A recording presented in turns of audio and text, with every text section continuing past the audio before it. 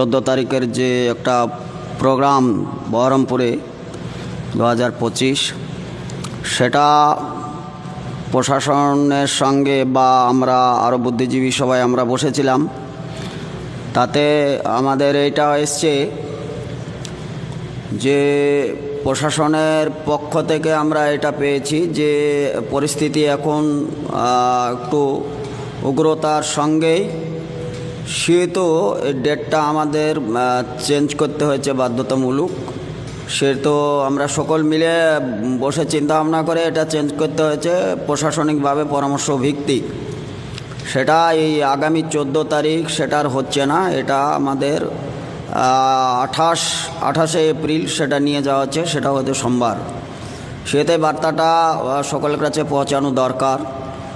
সেই সঙ্গে সঙ্গে আরও জানাচ্ছি যে আমরা যারা এই সোশ্যাল মিডিয়ার মাধ্যমে 14 তারিখে বিভিন্ন জায়গায় আমরা পলাশি প্রোগ্রাম করেছিলাম, সেই ডেটটা চেঞ্জ করে আমাদের এটা 28 তারিখে নিয়ে যেতে হয়েছে বিশেষ কারণবশত।